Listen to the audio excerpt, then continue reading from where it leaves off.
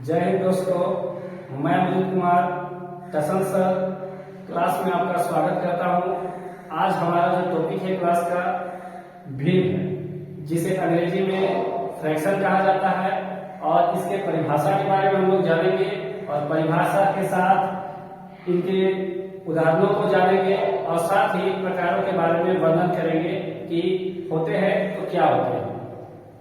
तो जैसे कि भिन्न की परिभाषा साफ तौर से कहा जाए, जिसे अंश बटा हर के रूप में लिखा जाता है दोस्तों, उसे हम लोग भिन्न कहते हैं। क्या कहेंगे? भिन्न। बहुत सारे संख्याएं हैं जो भिन्न का रूप ले सकती हैं, इनकी संख्या अनंत है। जैसे में एग्जाम्पल के तौर से हम लोग देखेंगे, 3/4 भी एक प्रकार का भिन्न है, 6/7 भी एक प्रकार का भिन्न है, 9/2 भी एक प्रकार का भिन्न है, और 2/1 भी एक प्रकार का भिन्न है। इत्यादि बहुत सारे संख्याएं हैं जो भिन्न का रूप ले सकती है, और हमारे लिए वो एग्जाम्पल या कहा जाए तो उदाहरण का रूप ले सकती है।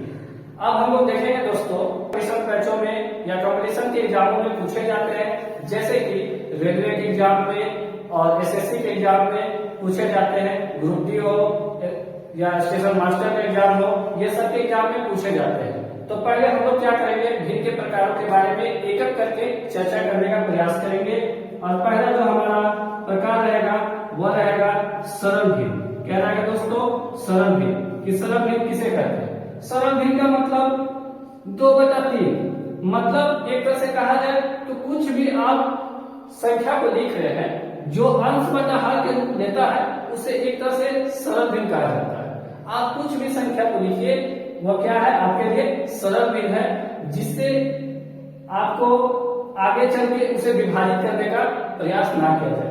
जैसे कि आपसे क्वेश्चन में पूछा जाता है कंपटीशनों को बैच में या रेलवे के एग्जाम में, या हो सकता है आपके एसएससी सीजीएल में, एसएससी जीडी में बहुत सारे ऐसे क्वेश्चन पूछे जाते हैं कि 4/10 लिखा गया है, तो आप बताइए कि इसे सरलतम भिन्न के रूप में परिवर्तित कीजिए।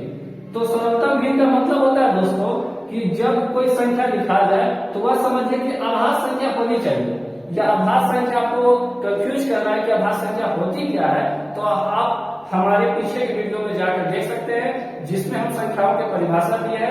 उस संख्याओं में से आभास संख्या की परिभाषा के बारे में हम लोग दोस्तों चर्चा की है। अब जैसे कि क्वेश्चन को पूछा जाता है कि 4/10 क्या होता है, तो 4/10 का मतलब आपको इसको ऐसा विभाजित करना है ताकि वह किसी भी संख्याओं से विभाजित नहीं हो सकती है दोस्तों।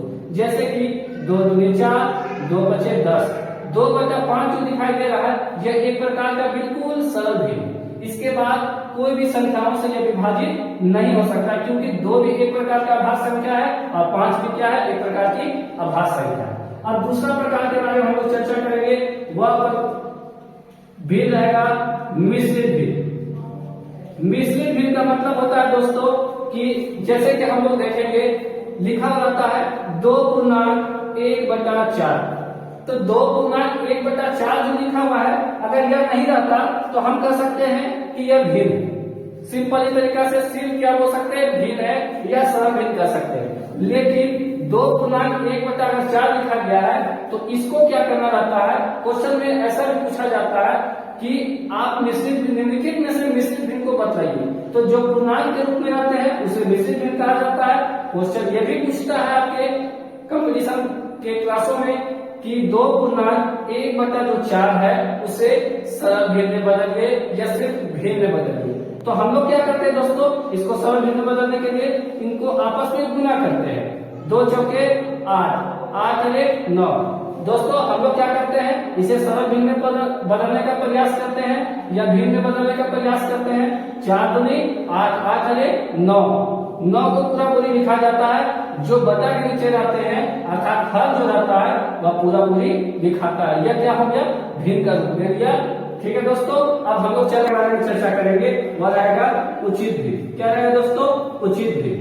उचित भिन्न का मतलब होता है कि जैसे कि हम लोग देखे होंगे कि बहुत सारे भिन्न लिखे हुए रहते हैं। जैसे कि भिन्न के बारे में चर्चा कर रहे थे तो सभी भिन्न को हम मिला के लिखे, लेकिन अब प्रकार के बारे में चर्चा करें दोस्तों, तो हम लोग को प्रकार के बारे में एक एक करके तो विस्तार रूप से जानना ही पड़ेगा कि वाकई में यह किस प्रकार के भिन्न लिखे हुए हैं। तो आप हमेशा याद रखिएगा कि जो अंश बटा हर के रूप में रहता है उसे तो भिन्न कहते हैं, लेकिन यह भी बात को याद रखिएगा कि जो संख्या ऊपर के से देखा जाए तो ऊपर अगर हमारा संख्या छोटा है, ठीक है, और नीचे क्या है, बड़ा है, तो यह क्या है, एक प्रकार से उचित भिन्न। हमेशा याद रखिएगा कि जो अंश रहता है वह हर से क्या रहता है, छोटा रहता है, उसे क्या कहा जाता है, उचित भिन्न। अब चौथा प्रकार के बाद अब हम लोग चौथा भिन्न के बारे में चर्चा करेंगे, जो यह हमारे लिए महत्वपूर्ण है। जिस प्रकार से हमारे लिए तीनों महत्वपूर्ण था, उसी प्रकार से हमारे लिए चौथा भिन्न भी क्या है, महत्वपूर्ण है, जिसे हम लोग अनुचित भिन्न भी कर सकते हैं।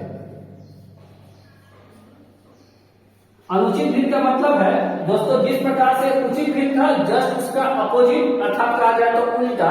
जिस प्रकार से हर क्या था, अंश से छोटा था, सॉरी, जिस प्रकार से हमारा हर क्या था, अंश से बड़ा था, उसी प्रकार से जस्ट उसका उल्टा हो जाएगा। ये क्या हो जाएगा, ऊपर का हिस्सा में बड़ा और नीचे के हिस्सा में छोटा। जैसे कि एग्जाम्पल के तौर से और भी बहुत सारे संख्या देख सकते हैं। 7 क्या हो गया, बड़ा। हमको हमेशा याद रखना है कि अनुचित में क्या होता है, नीचे का संख्या से ऊपर का संख्या क्या होता है, बड़ा होता है। नीचे का संख्या छोटा, ऊपर का संख्या बड़ा। धन्यवाद दोस्तों, मैं इस वीडियो को समाप्ति करता हूं और आपको यह भी बता देता हूं, इसी प्रकार से कुछ नए तौर से आपके मैथ के बेसिक को मजबूत बनाने के लिए